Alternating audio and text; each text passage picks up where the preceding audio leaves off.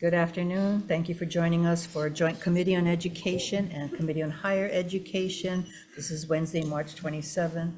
We are in room 229, and the first on the agenda is SCR 144 and SR 173, urging the Department of Education, University of Hawaii Community Colleges, and Hawaii P20 partnerships for education to develop clear pathways for students in Department of Education, Career and Technical Education Academies to seamlessly continue their education in career and technical education programs at University of Hawaii Community Colleges. Oh, I'm supposed to read this first, sorry. Welcome to the Senate Joint Committee on Education, Higher Education. Today is Wednesday, March 20th. Did I say that?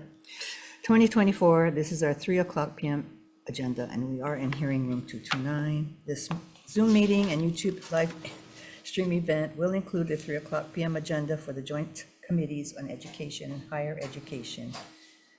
In the unlikely event that we must abruptly end this hearing due to major technical difficulties, the committees will reconvene to discuss any outstanding business on Monday, April 1, 2024 at 3 p.m. in this conference room 229, and a public notice will be posted on the legislature's website. Okay. First on the agenda is SCR 144, SR 173. Do we have anyone here to testify on this measure? Angela?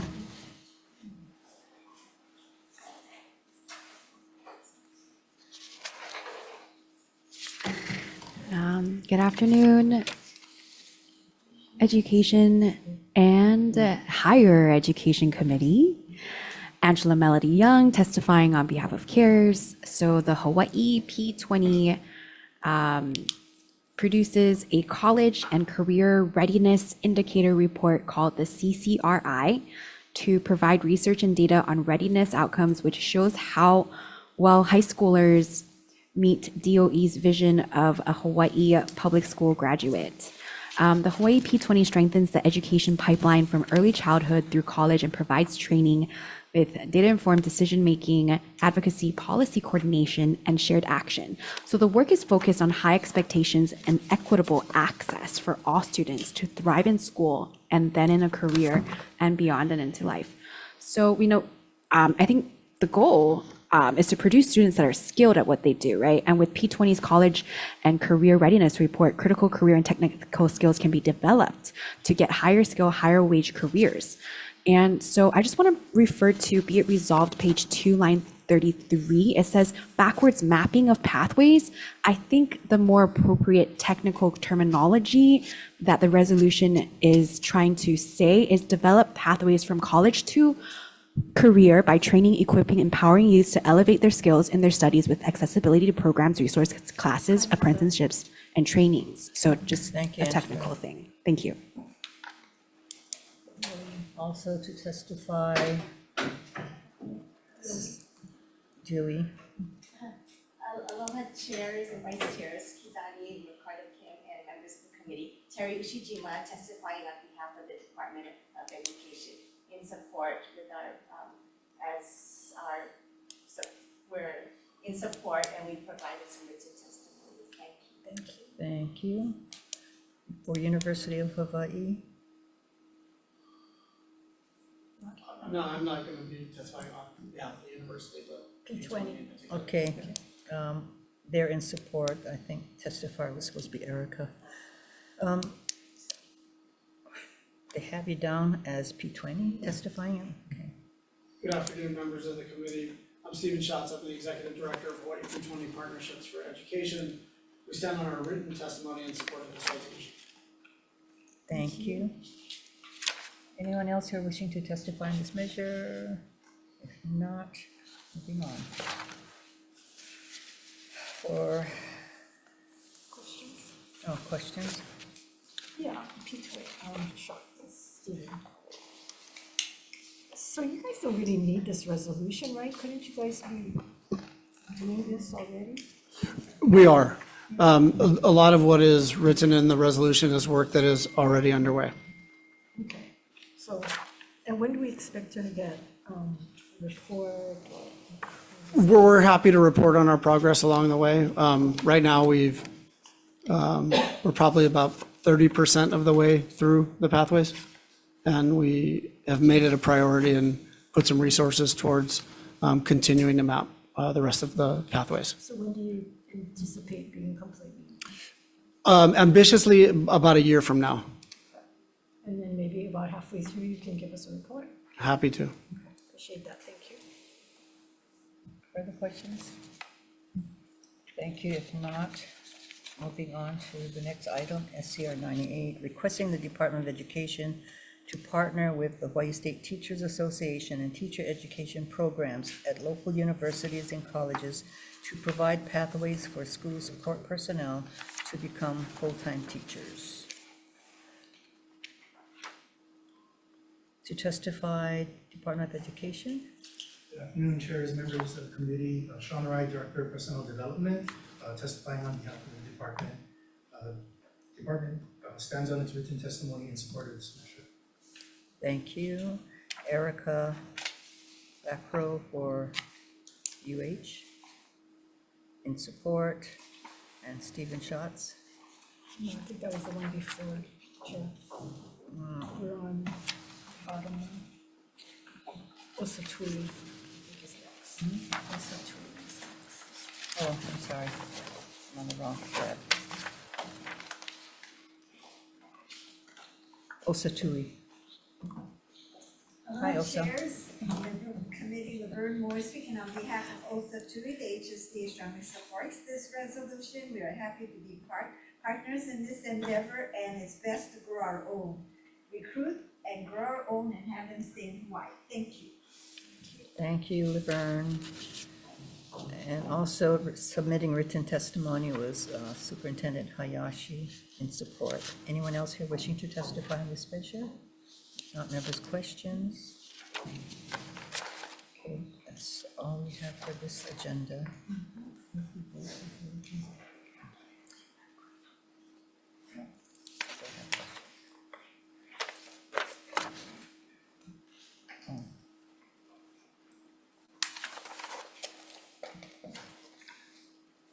Vern. So what positions would be considered school support personnel? Pardon me? What positions would be considered school support personnel? Oh, that would be like our EAs and our long-term subs. They're already working in the school. They work with the students. One of the biggest barrier is financing, and that giving them the ability to continue working and still earn the credits and learn how to be certified would be excellent. We have so many of them that are so good with the students, but they truly don't have the finances to stop working and take classes. They are living paycheck to paycheck. But if we can get them this training and be certified, that would build their financial ability. You know, they would make more money. And I have so many EAs that are really good. And when I ask them to do it, they say they don't have the money. They even though their pay is small, they need it to keep their housing. Okay, further questions, members? Thank you. Yeah, well, let me ask DOE. So you guys can do this already, right? Yes, we have been working on this already, and it is in the department's strategic plan, implementation plan. And so when do you folks start to implement it? It's an action item for next school year, 24-25. So this resolution is perfunctory in the sense that you're already doing it, so. Okay, okay, thank you. Thank you.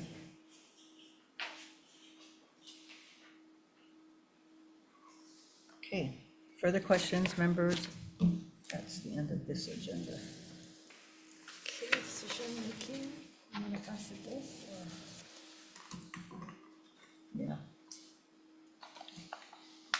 So, the vote Yeah. sheets, your vote so sheets. vice chair for the vote.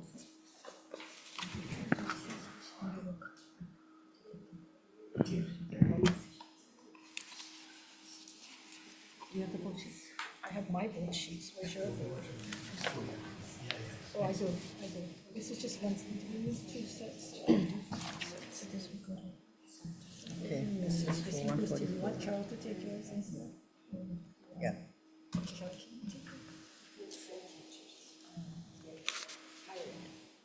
I'm taking it for it. Okay, for the vote for SCR 144 and SR 173.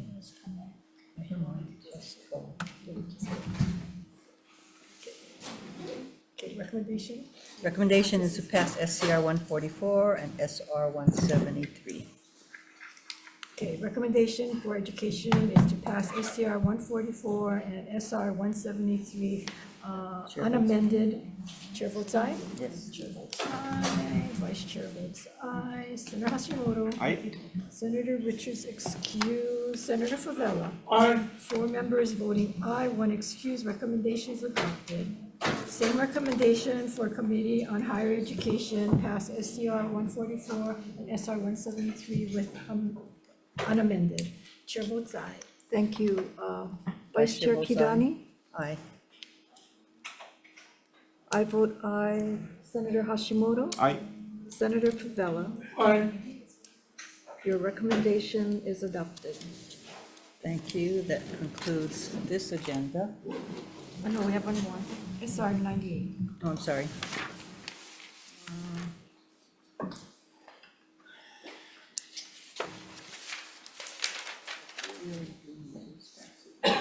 Pass unamended.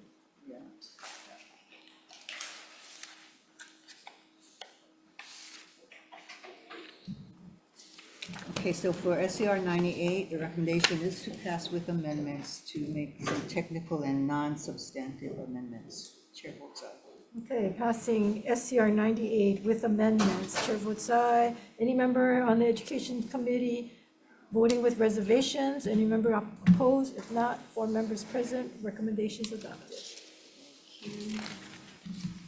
Same recommendation for the Higher Education Committee, pass SR 98 with amendments. Chair votes aye. Vice Chair Thank you, votes aye. Vice Chair Kidani. Aye. I vote aye. Senator Hashimoto? Aye. Senator Favela? Aye. Your recommendation is adopted. Okay, now. That concludes this agenda.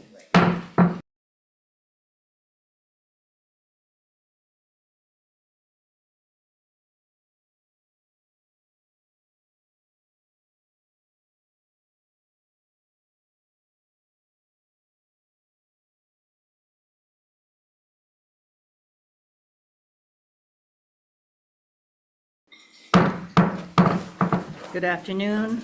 Welcome to the Joint Committee on Education and Committee on Agriculture and Environment to hear one agenda item, SCR 78 and SR 65, urging the Department of Education to require all public schools and charter schools that serve meals to offer plant-based meal options, prioritizing ingredients from locally sourced and locally farmed products.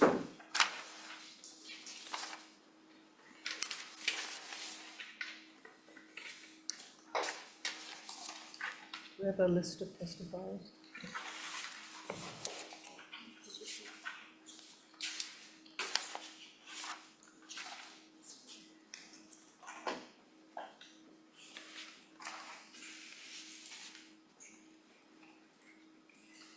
So SCR 78 and SR 65 are companions, so the committees will hear one round of testimonies for both agenda items and take the vote as one decision-making. And to testify, DOE, please.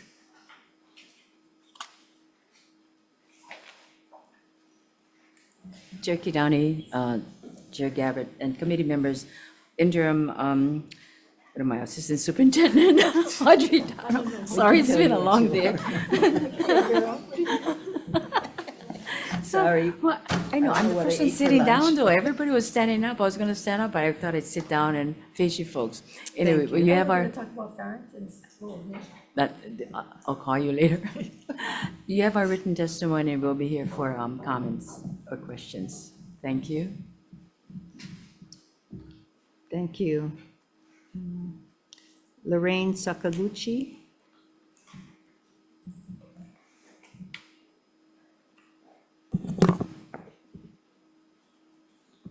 Hi, Hi, I'm Lorraine Sakaguchi. I'm president of the Vegan Society of Hawaii, which is an all-volunteer nonprofit educational group. Our organization has been very active since 1990 here in Hawaii. We're on multiple islands, and we've been continuing our plant-based educational mission to help human health, animal rights, and the protection of the environment. I've already written about why it's so valuable for our keiki to have this plant-based option, but I wanted to just mention that it's also a very practical option to be able to do, and it's being done in many schools now across the U.S., possibly the most well-known being that New York City now has its schools, children have a nutritious plant-based lunch every Friday as their main meal. And we would be really happy to work with the Department of Education Food Services if they're interested to help develop practical, delicious, and nutritious plant-based choices for our keiki. And we would love to have them have many local choices that we can help with. And that's all. Thank you. Thank you. Angela Melody Young.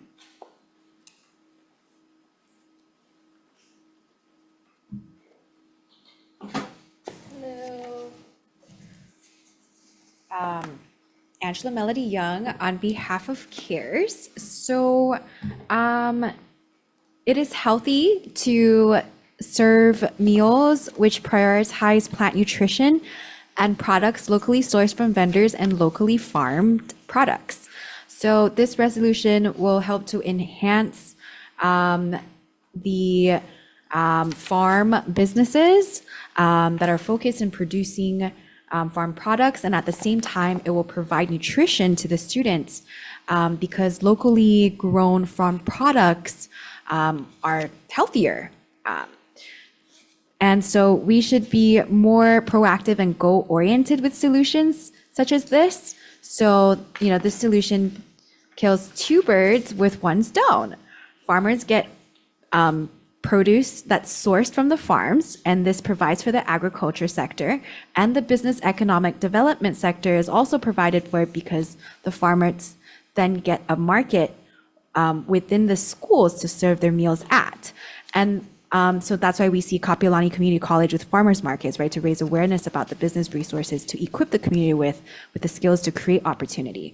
And this can also potentially enhance agritourism if farmers and their farms become culturally focused on providing like tours about the farm process and nutrition for the community.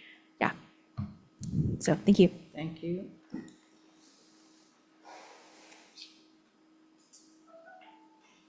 We have a Nicole Galassi on Zoom. Thank you. Chairs Kidani and Gabbard, Vice Chairs Kim, and members of the committee, Nicole Galassi, on behalf of the Hawaii Cattlemen's Council. The Hawaii Cattlemen's Council respectfully opposes this measure. While we're still smoothing out the process for sourcing local food for school lunches, adding the requirement that plant-based meals are offered makes this much more difficult, especially when Hawaii's beef industry was one of the first industries to reliably supply that beef to the school system. This planning takes years, and to discourage people from eating beef and allude that it is unhealthy would be a detriment to Hawaii's paniolo.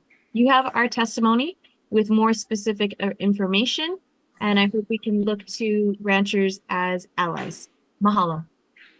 Thank you, Nicole. Is there anyone else here wishing to testify on this measure? Members, questions? Dewey? No, you gotta come along. No. He's smarter than me, Senator. No comment.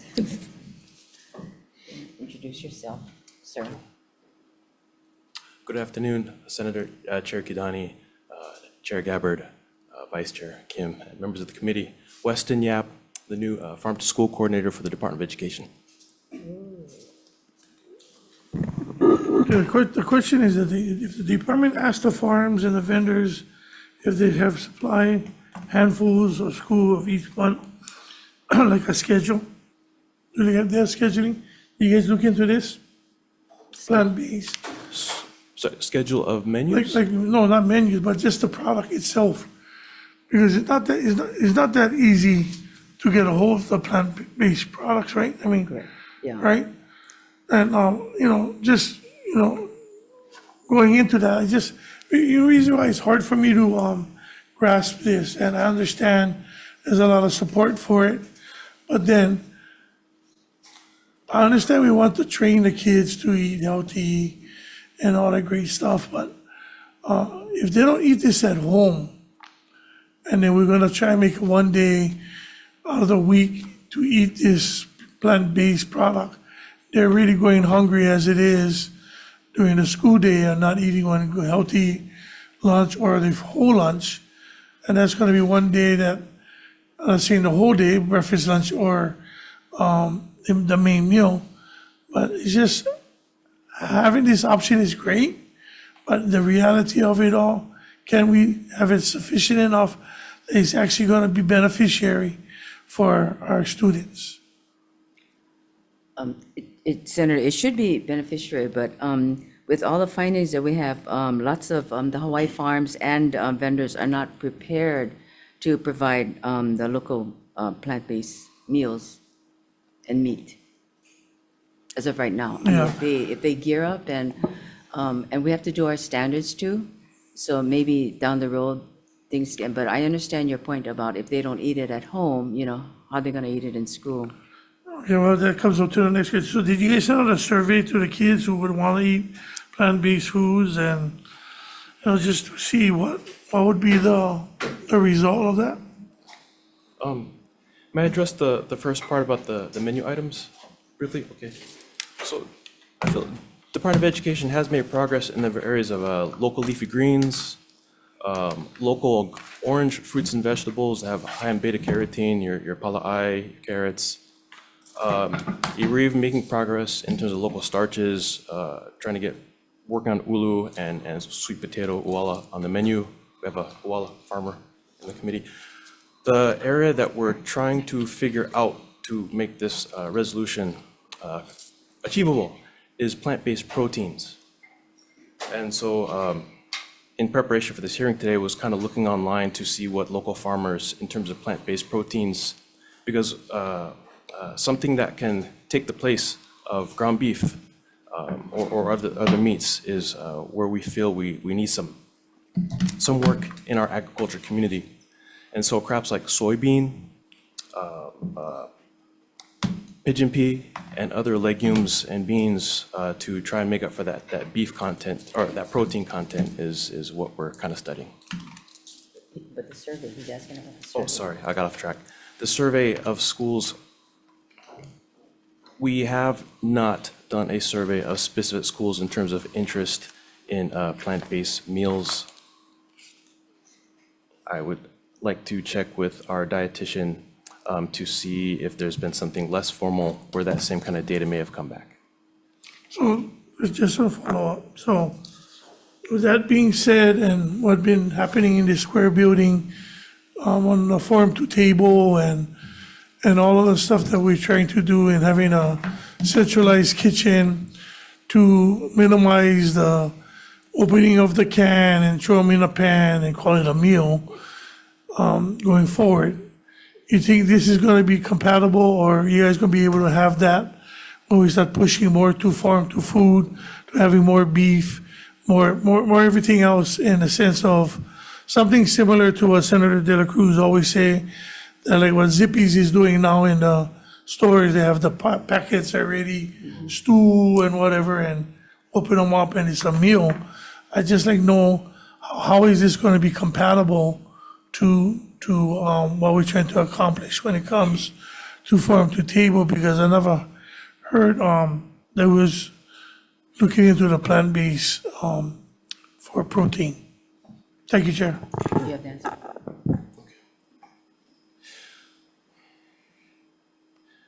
So that centralized kitchen vision is beneficial if there's some time that could be used, as was said before, about planning, how to gear up, how to work with the farmers to increase their own productivity. Because the raw material in terms of the crops is what we're short on. the good thing right now is this bill is kind of putting the call out there that we need our local farmers to look at some of these more protein-based crops, which can then be taken and formulated into a product that can be served in the schools, that is easy for our school food service staff to prepare. The thing about this resolution that makes me nervous is just it's asking for that action now. And we're tasked with trying to achieve more purchase of local ingredients, that 30%. And by causing us to include plant-based products now without having the ability to purchase it locally, it will make us increase our imports in the short term. Sorry, does that answer the question?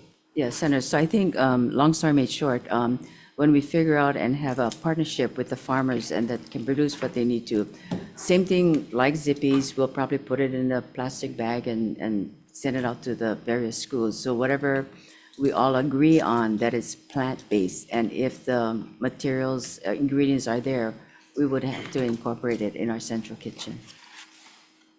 Thank you, Sarah. Kim.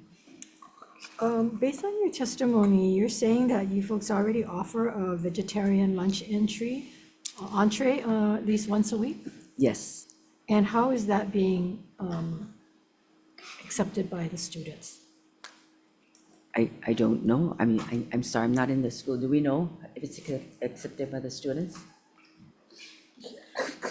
I'd like to ask for the opportunity to gather some data and some testimonials through our nutrition website and bring that back if that's, Yeah. I was not prepared with that, I'm We sorry. already know that they throw away a lot of, I mean, the federal government already Right. requires certain things on the menu. And we know that the students are throwing away a lot of Correct. food. And we've had this conversation, we've had this hearing on other measures that shows that if you just look in the garbage can, you can see what they're throwing away. They're not drinking their milk, they're leaving it on the table. The apples, the oranges are being thrown out. And then you see students going over to fast foods and who Yes. can't afford to buy school lunch, but can certainly go to fast food, McDonald's or whatever, and buy food as an alternative, is what they're doing. Those, I guess, who has the money to do it.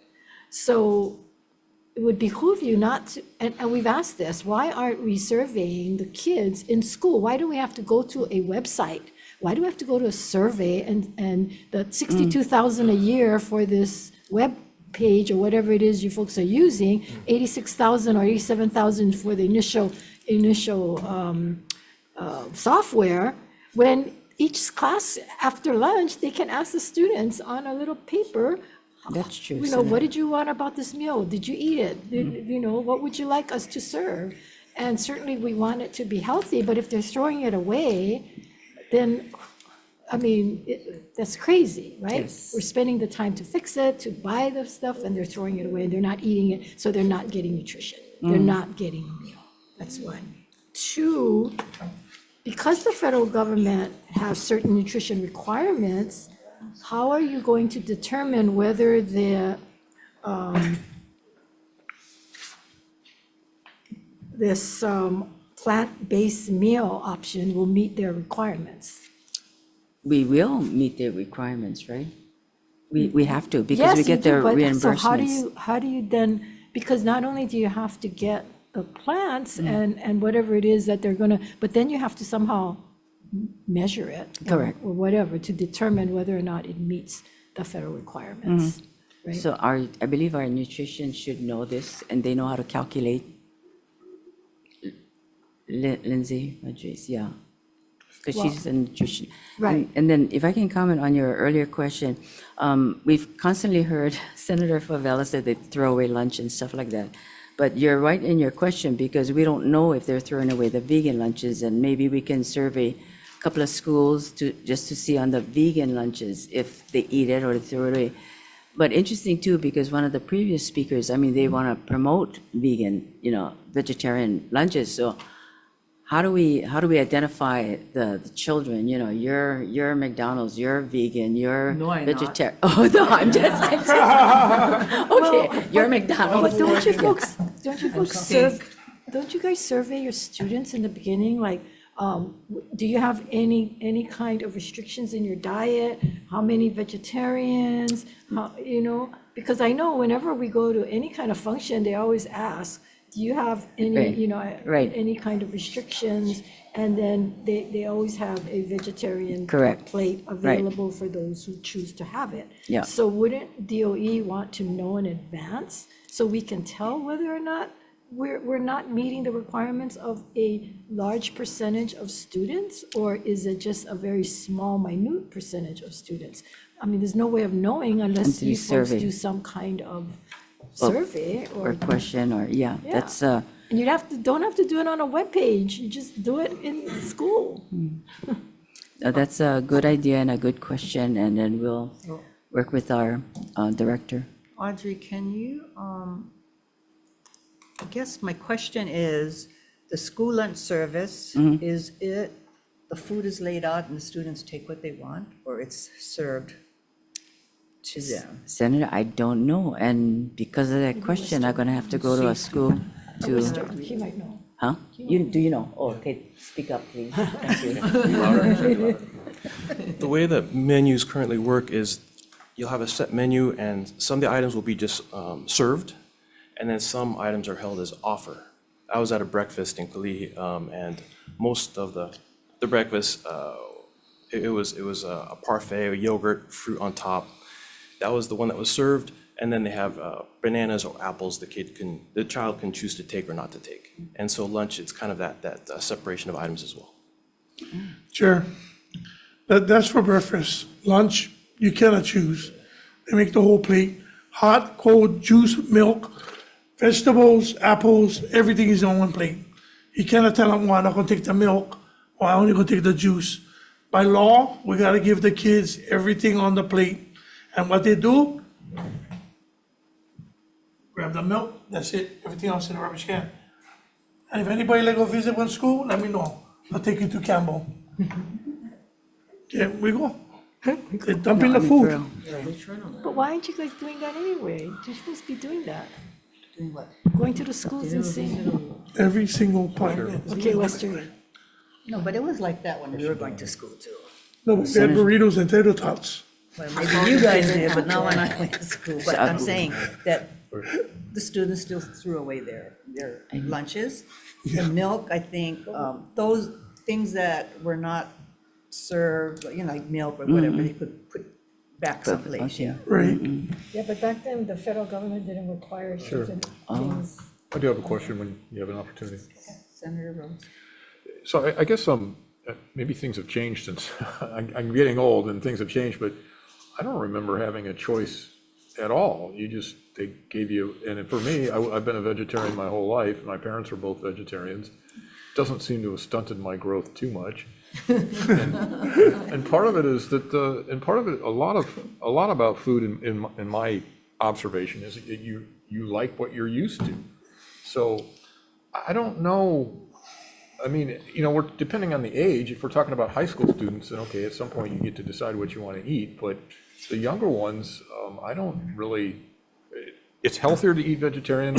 It's better for the climate, and I think we need to take that into consideration as we make policy. And you can make plenty of vegetarian food that tastes good, and those are your nutritional requirements. So I guess just feels like we're giving more choices to people than at least we had 50 years ago. I don't know.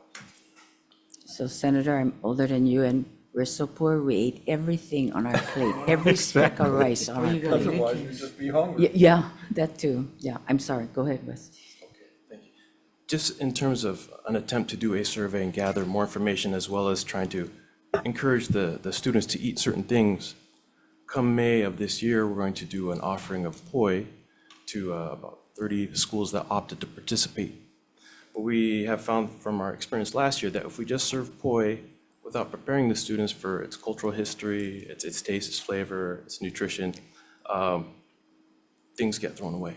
So what we're doing this year is we're working with the Hawaii Farm to School Network organizations on each island who already have entrance into a lot of the classrooms and in relationships with a lot of the teachers and principals to try and gear up the students for what is poi, what is kalo, what's the cultural history, what's the flavor, why is some sweet, sometimes it's sour, in hopes that the students will be more welcoming of eating it. And a survey after to observe how many eat the poi, how much is lost, and if the education in the classroom was effective. Thank you. Senator Picoy. So, you know, when you talk about poi, the cost of poi is really expensive. So how are you are you just gonna put it in on school that, you know, already have a hard time eating poi? And then, you know, you gotta factor in cost, right? Because you're gonna have to buy the poi, and already poi is scarce. So how do you guys look at doing that within the study, and then cost-wise? Because I want you to think about this. There's gonna be a lot of waste. You know, if you put them in school, especially with non-Hawaiians, and they've grown accustomed, and poi is healthy. Where does that fit in the cost of that? And then for most of our schools, especially like in my areas that are underserved, socially disadvantaged, under the free meal, as we see the families struggling, you know, and most of them have grown accustomed, I can say, even as a Native Hawaiian individual, the dietary has included everything from pork, fish, you know, and that type. I go to my school and that's all I see is waste in there. The only happy person walking out of the animal is the pig that I will eat later.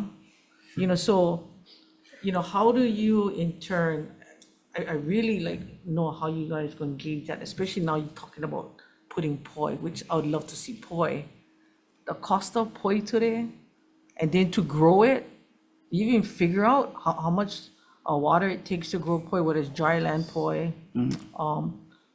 Every commodity is at a low right now. So I would say whatever is being grown, to use that and to diversify what you have to offset imports, but I don't see that with cost of land. Do you know the answer, or can we get back to her? I'm prepared with an Okay. answer. Okay. So last year when we did a poi service, it was provided by a company named Pomai Kulolo. It was only for a selection of Oahu schools that there was a survey that went out, and they opted in. The school food service manager opted in based on his or her confidence that the kids would eat. We've done something very similar this year, trying to focus on neighbor island schools just because they didn't get to participate last year.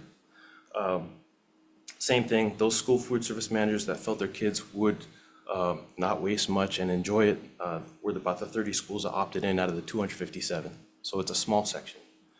So every school, every island except Oahu. And we kind of did the math.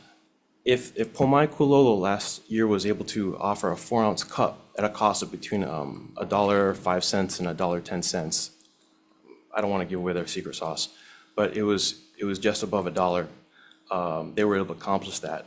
We know things are more expensive this year, you know, inflation on materials, and it's probably gonna be higher than that. I don't know the exact number yet because we're waiting for bids to come in right now. But so two things. One, we're hoping to keep the cost. We do have that threshold for small purchases of $25,000 less than. So that's gonna limit how many schools, but again, because it's such a small number, we think we'll be under that. And hopefully the cost will be something reasonable enough where more schools next year can participate. So with that being said, would poi qualify under the federal USDA guidelines as a dietary food on there for the free meal? Yes, USDA did a study on poi. It currently qualifies as both a vegetable and as a starch. Okay, thank you. Further questions? Senator Gabbard. As the state's largest restaurant, as I'm sure you guys have heard that term, and what you were saying, Mr. Yap, earlier about the farmers growing, once they find out that soybeans you can come up with protein-based alternatives, there's going to be a hell of a lot of soybeans grown here in our state. But that's part of the whole education thing. And then once the students start eating those plant-based protein made from Hawaiian soybeans, they're going to say, hey, wow, it tastes just like hamburger, or whatever, right? So I think that this is it's a good start. And I also had a question for Nicole Galassi from the Cattlemen's. Is she still on? Nicole, aloha. Hi, Senator Gabbard. Yeah, I had a question. I was a little confused by your testimony. You were saying that and I quote, "We believe that individuals should have the freedom to choose their diet based on their specific needs and values." And then you said, a little bit later on in the next sentence, "Requiring all schools to serve plant-based meals is not necessary."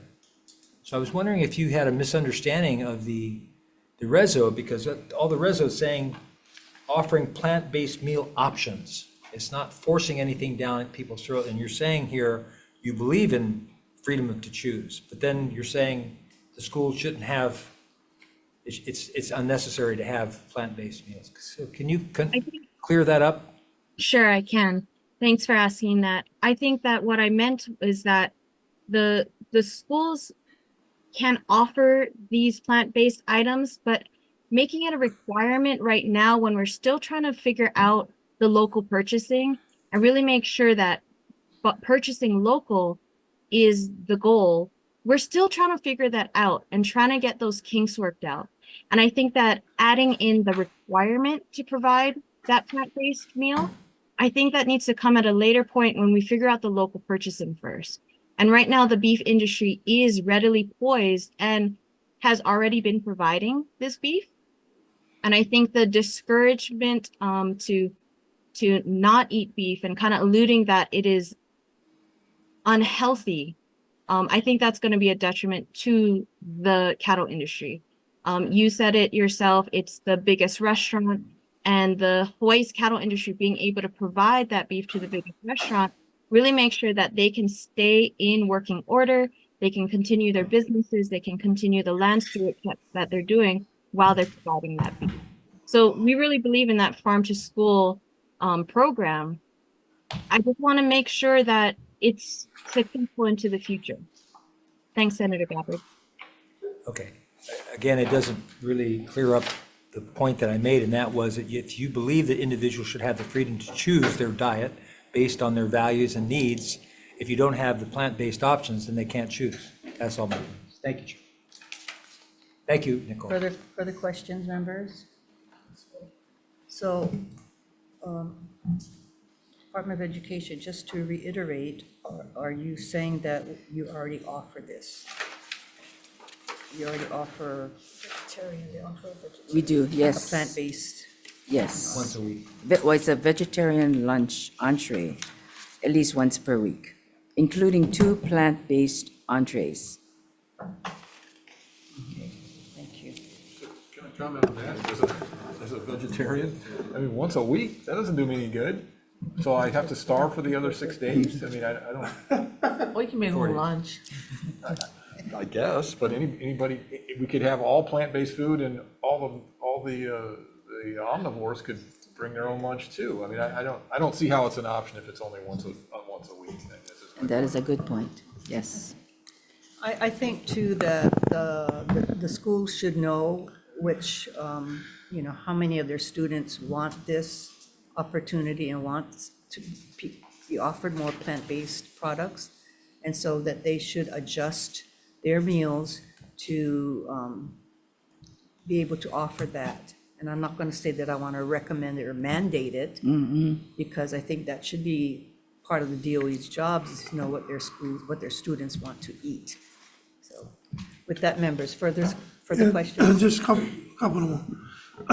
So earlier when I came into the square building, you guys talked about ulu chips and ulu milk and all of these other products. How is that going along right now? Ulu chips and milk.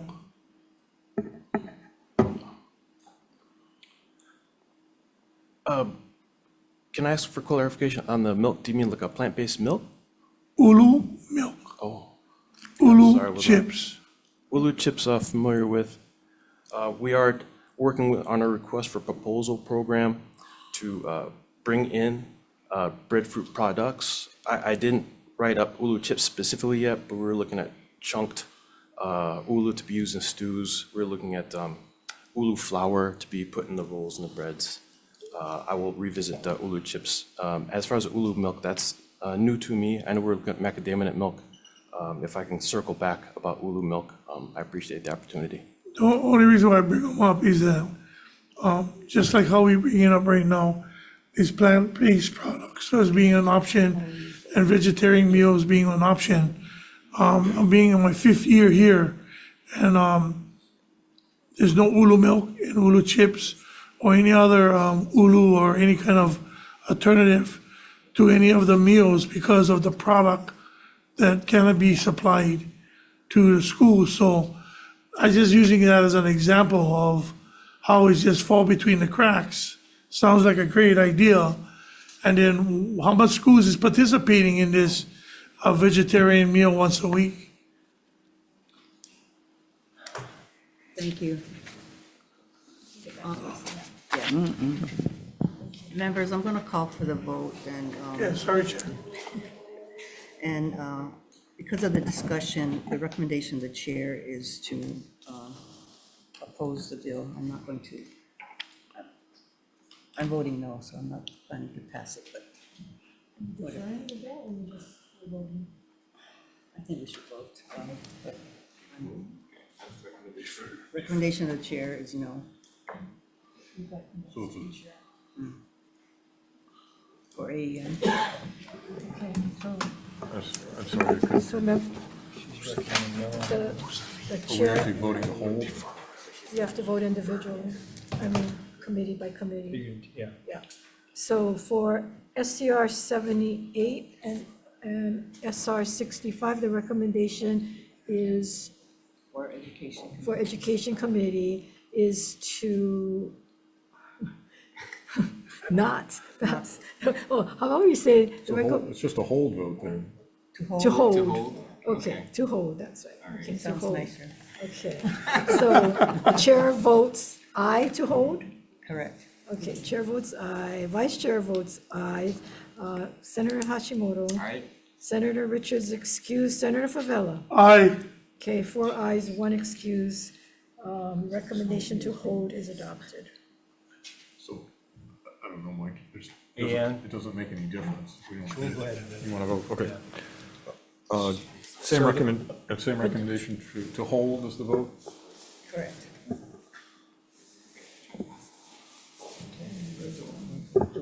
Well, you're gonna vote no because you don't want to hold it, right? Yeah. Yeah, so the chair's recommendation would be to vote no, because I don't want to hold. Okay, all right. All right.